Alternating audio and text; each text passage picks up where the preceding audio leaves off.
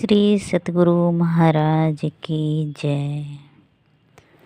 महर्षि में ही परमहंस जी महाराज जी के संक्षिप्त जीवन की कहानी।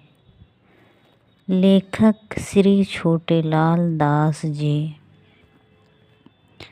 सतगुरु महर्षि में ही परमहंस जी महाराज ऋषियों और संतों के दीर्घकालीन अविच्छिन्न परंपरा की अद्भुत आधुनिकतम कड़ी के रूप में परिगणित है।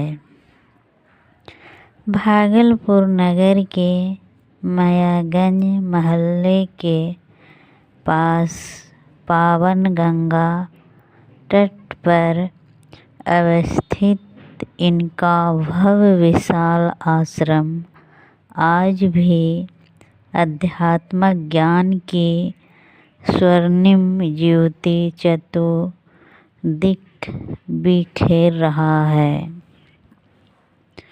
महर्षि का अवतरण विक्रमी संवत 1942 के वैशाख शुक्ल पक्ष की चतुर्दशी तिथि तदनुसार 28 अप्रैल सन 1885 ईस्वी मंगलवार को बिहार राज्य अंतर्गत सहरसा जिले अब मधेपुरा जिले के किशनगंज थाने के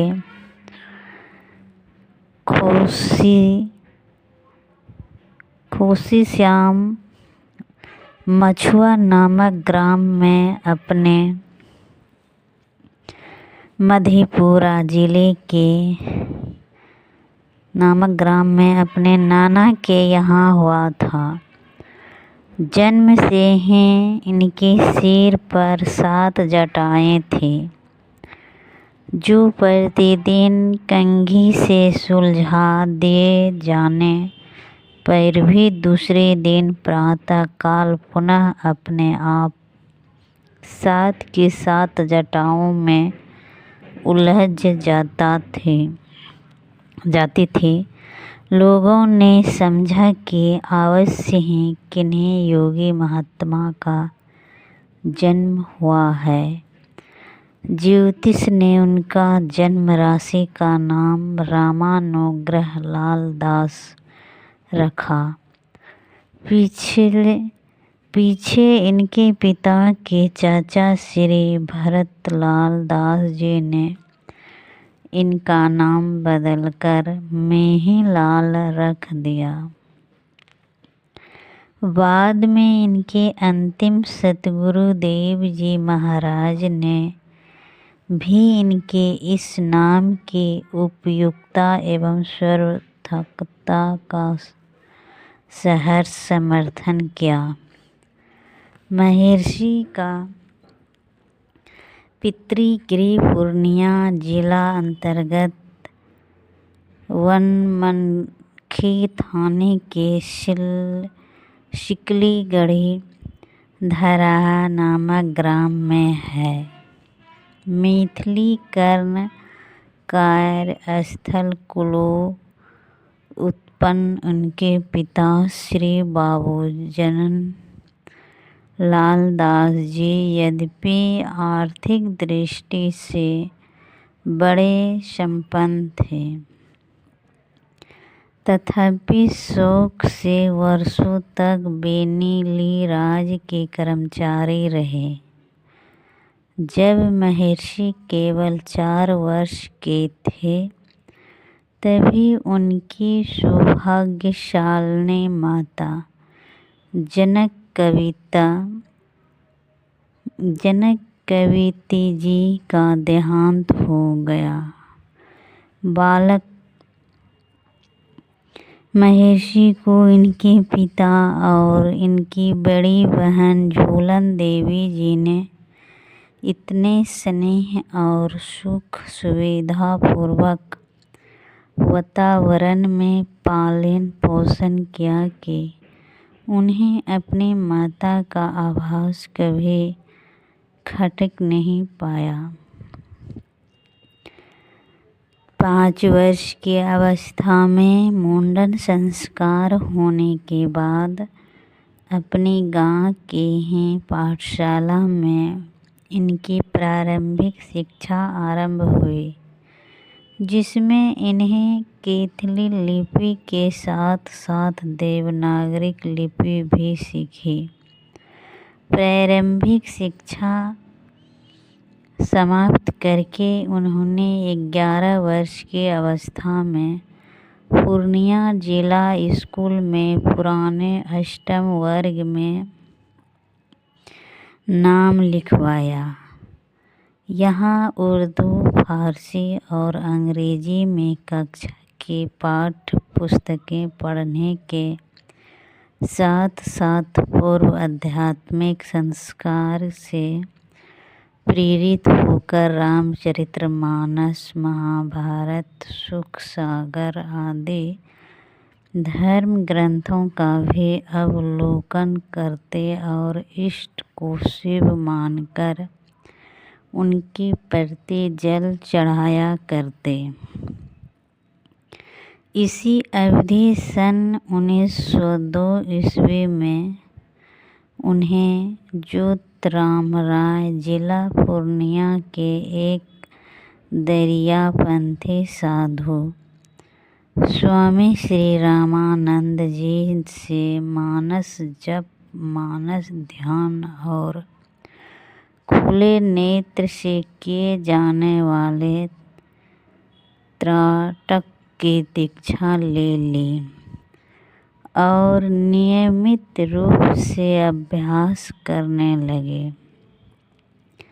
योग साधना की ओर बढ़ती हुई अभिरुचि के कारण अब ये पाठ्य पुस्तकों की ओर से उदासीन होने लगे और मन ही मन साधुओं की संगति चाहने लगे।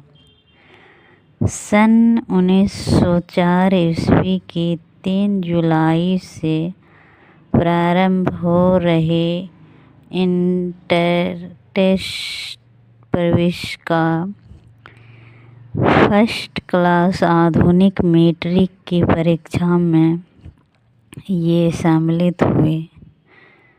दूसरे दिन की अंग्रेजी परीक्षा के प्रश्न पत्र के पहले प्रश्न में बिल्डर्स नामक कविता के इन प्रारंभिक 4 पंक्तियों को उद्धृत करके उनकी व्याख्या अंग्रेजी में लिखने का निर्देश किया गया था। वे इस प्रकार थी। Of the statute that we arrived, time is meetest field. Hours, tours, and yours days are the blacks which we build। इस पंक्ति को उद्धृत करके उनकी व्याख्या लिखते लिखते उनमें वैराग्य की भावना इतनी प्रबल हो गई कि उन्होंने मानस की यह अर्धलाली दे धरे कर यह फल भाई भजिया राम सब काम बिहाई।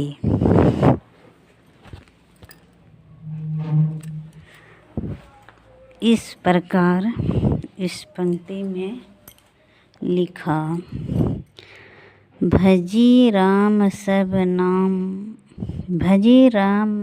सब काम बिहाई, लिखकर परीक्षा भवन का परित्याग कर दिया। और यही इनकी स्कूली शिक्षा का भी अंत हो गया। यही उन्होंने आजीवन ब्रह्मचारी रहकर ईश्वर की भक्ति में अपना समस्त जीवन बिता देने का संकल्प किया। ये आरंभ के अपने गुरु स्वामी श्री रामानंद जी की कुटिया आ गए और वहाँ उनकी निष्ठापूर्वक सेवा करते हुए रहने लगे।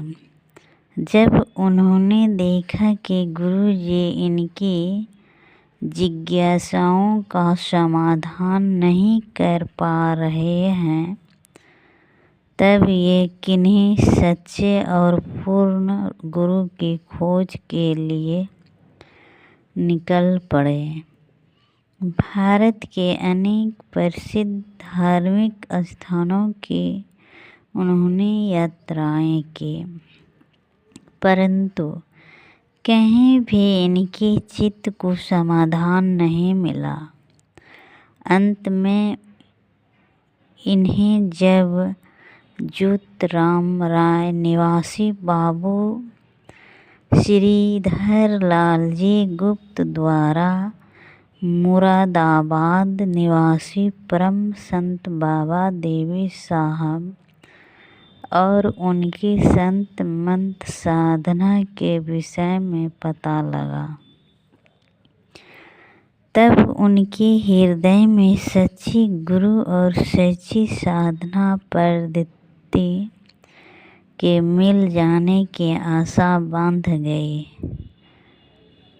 बड़ी आतुरतावश उन्होंने 1909 ईस्वी में बाबा देवी साहब द्वारा निर्दिष्ट दृष्टि योग की विधि भागलपुर नगर के मायागंज निवासी बाबू श्री राजेंद्र नाथ सिंह जी से प्राप्त की, तो उन्हें बड़ा सहारा मिला। उसी वर्ष विजयादशमी के शुभ अवसर पर श्री राजेंद्र नाथ सिंह जी ने भागलपुर में ही बाबा देवी साहब से इनकी भेंट कराकर इनका हाथ थमा दिया। बाबा देवी साहब जैसे महान संत को पाकर ये निहाल से हो गए। इनकी दर्शन प्रवचन से इन्हें बड़ी शांति और तृप्ति का बोध हुआ। एकमात्र मधुकरी वृत्ति के द्वारा जीवन निर्वाह करते हुए ईश्वर भक्ति करने की इच्छा रखने वाले इन युवा सन्यासी को बाबा देवी साहब ने कड़ी डांट लगाते हुए स्वावलंबी होकर जीवन बिताने का कठोर आदेश दिया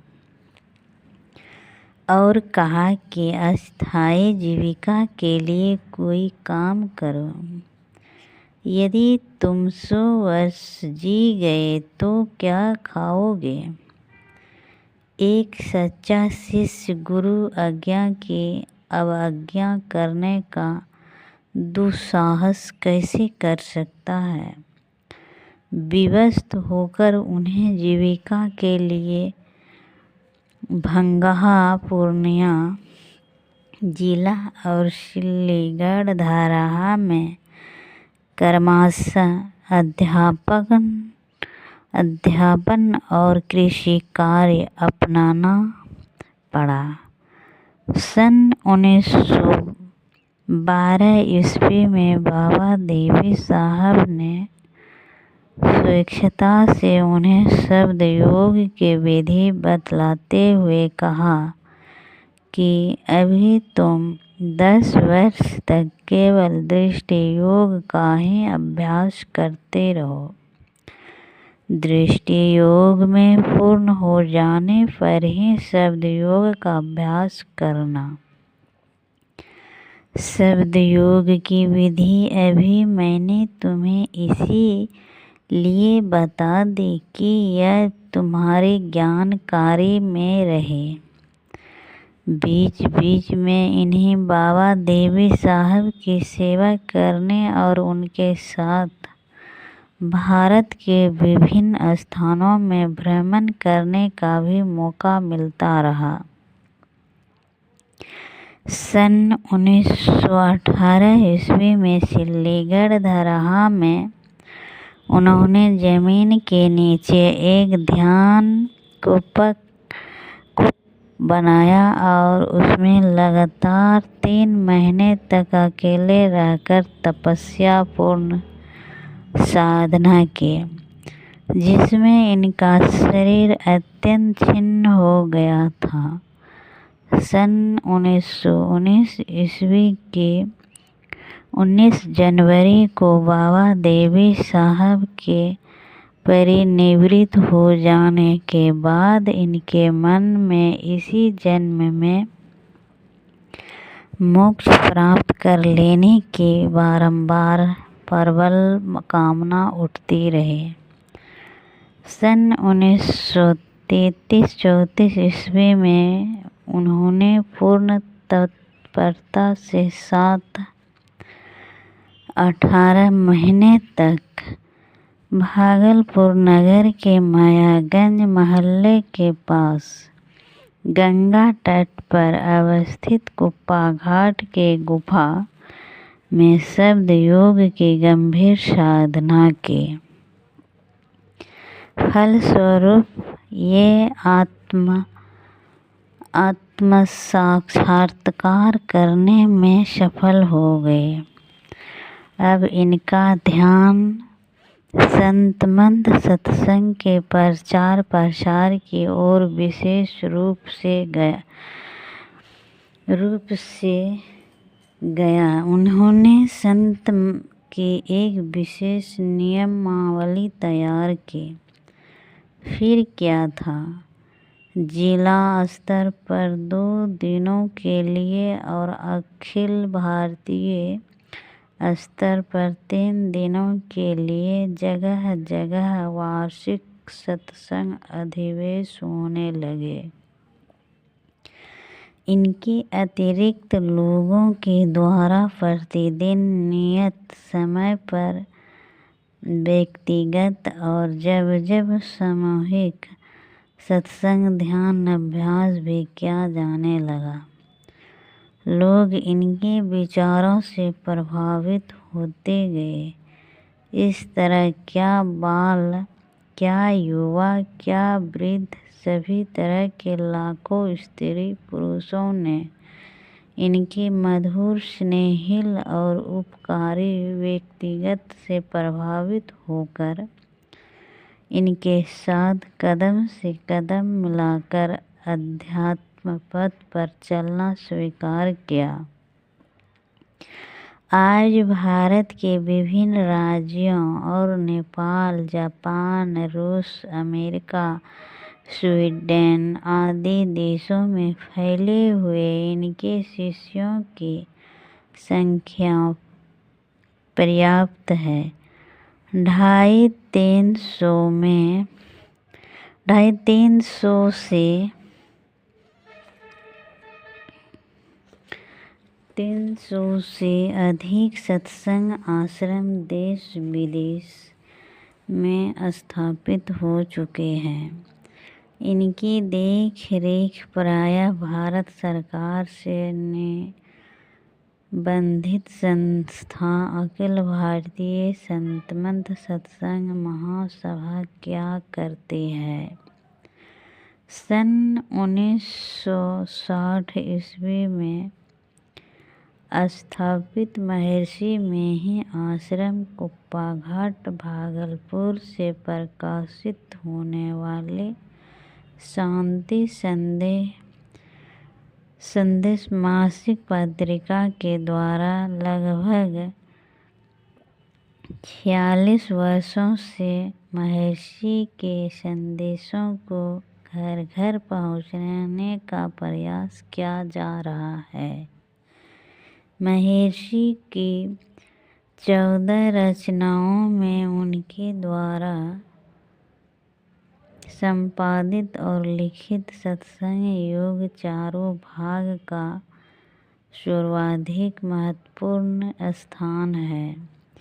इसमें ऋषियों, संतों, भगवंतों, महात्माओं और आध्यात्मिक विद्वानों के विभिन्न विषयों से संबंधित महत्वपूर्ण वचनों का संकलन करके आध्यात्मिक ज्ञान का सार समाविष्ट कर दिया गया है। इस अद्भुत ग्रंथ के अंतिम भाग में सूत्र रूप में साधना पद्धतियों के साथ लिखे गए महर्षि के जिन उच्चतम दार्शनिक विचारों का संकलन हुआ है उन्हें पढ़ें और समझें। बिना यदि कहा जाए कि कोई भी व्यक्ति वास्तविक वेदांत ज्ञान से अनभिज्ञ भी रह जाएगा तो उसमें कुछ भी अतियुक्ति नहीं होगी। इनकी पदावली के पद अपनी मिठास पूर्व गीता के लिए जन जन में प्रसिद्ध है। इनमें इन्हें अपनी साधनात्मक अनुभूतियों को बड़ी ही सरलता और कुशलता से अभिव्यंजित किया है। रामचरितमानस सार षटक में इन्हें गद्य में मानस की संक्षिप्त कथा वस्तु प्रस्तुत करने के साथ साथ उद्धत ज्ञान, योग, भक्ति और नीति परक छंदों की टीकाएं करते हुए उनके जिन गुण रहस्यों का उद्घाटन किया है वे अन्यत्र खोजने पर भी नहीं मिलते। श्री गीतायुग प्रकाश में उन्होंने गीता के विचार और योग प्रसिद्धियों को संतों के मतों एवं साधनाओं से मेल दिखाते हुए उनसे संबंधित उन भक्तियों का निराकार कर दिया है जो बड़े बड़े मनीषियों के भी मस्तक में घर किए हुए हैं। गीता के सही तात्पर्य को सरलतापूर्वक समझने की इसी इच्छा रखने वाले प्रत्येक अध्यात्मक प्रेमी के लिए यह पुस्तक पठनीय है। वेद दर्शन योग में उन्हें वेद मत और संत मत का साम्य दिखाकर वर्षों से मानी जा रही वेद मत और संत मत के बीच की खाई को पाट दिया है। संतवाणी षटक में संतवाणियों के गंभीर अर्थ के इनकी जो सूक्ष्म और सही पकड़ देखने में आती है वह किसी मनशील विद्वान के द्वारा नहीं बल्कि महर्षि ही जैसे किन्हीं आत्मानुसार प्राप्त महापुरुष को संभव है। संत मंत अपनी मूल विभक्ति उपनिषद के वाक्यों को स्वीकार करता हुआ संतों के मौलिक विचारों में एकता के सम्यक दर्शन करता है। पहल हाथरस के संत तुलसी साहब ने संकीर्ण पंथाई भावों से ऊपर उठाकर संत मंत के प्रचार प्रसार का बीज भारत की भूमि में अर्पित किया। उनसे आशीर्वाद प्राप्त किए हुए बाबा देवी साहब ने उस बीज को अंकुरित करके एक स्वस्थल पौधे का रूप दिया और महर्षि ने तो उसे एक विशाल वृक्ष के ही रूप में परिणत कर दिया। महर्षि अत्यंत सरल भाषा में प्रवचन करते हुए अपनी बातों को संपुष्ट करने के लिए बीच बीच में वेद उपनिषद गीता रामचरितमानस संत वाणी और धम्मपद के भी उदाहरण प्रस्तुत करते जाते थे। ये किसी भी देश के उत्थान के लिए आध्यात्मिकता को सर्वोपरि स्थान देते थे। इनका कथन था कि आध्यात्मिकता को अपनाए बिना कर्मशः सदाचारिता सामाजिक नीति और राजनीति कभी भी ऊंची और उत्तम नहीं हो सकती, फिर बुरी राजनीतिक शासन संभालने में समर्थ कैसे हो सकती है।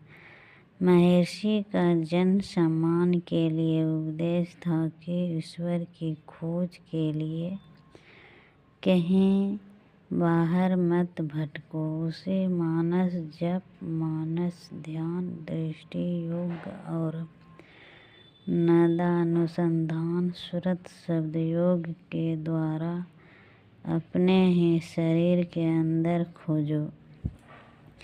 ईश्वर की भक्ति करने के लिए कोई खास वेशभूषा धारण करने की जरूरत नहीं है। अपने घर द्वार में रहो और अपने पसीने की कमाई से जीवन का निर्वाह करो। सच्चाई और संतोष को अपनाए रहो।